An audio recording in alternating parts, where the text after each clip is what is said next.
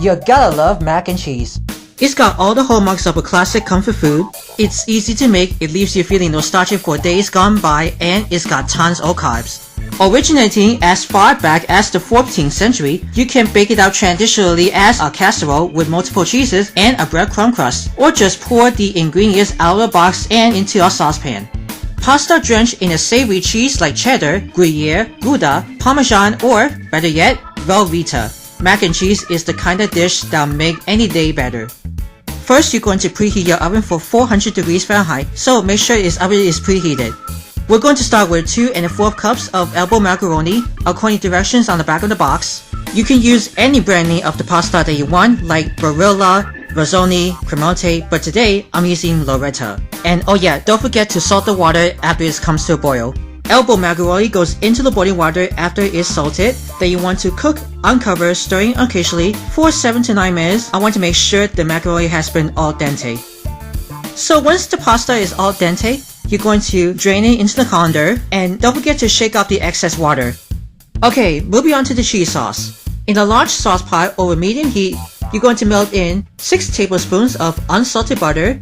I'm going to use the wire whisk. You're going to just melt it, and then you're going to sprinkle in 1/4 cup of all-purpose flour. Just sprinkle that on. I'm just going to use the whisk to make sure everything together. You're going to whisk it until you get a nice loose paste.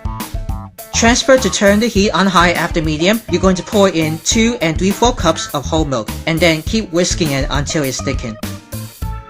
Alright, so the next step, you're going to switch the wooden spoon from the whisk. Now you're going to add in 3 cups of shredded or diced cheddar cheese that goes into it after it's much thickened. And you're also going to put 1/4 to 1/2 teaspoons of salt and ground black pepper according to taste. Then 1/2 teaspoons of garlic powder, and stir it around until the cheese will melt.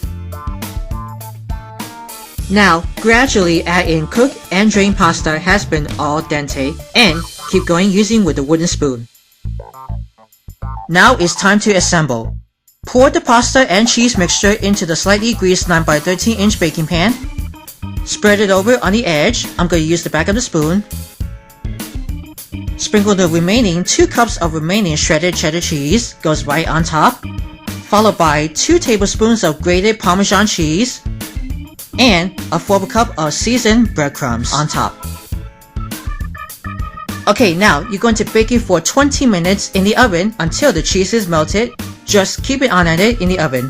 So after it's baked for 20 minutes, take it out of the oven and put it on a wire rack to cool completely before serving. You can see the cheeses is all melted after it's baked in the oven. Look how gooey it was. I wish I can smell the mac and cheese inside, really gooey, and I can't wait to have that. Oh, and don't forget, you can try changing the flavor of your mac and cheese by mixing it up with different cheeses. And here you go, here's the finished macaroni and cheese.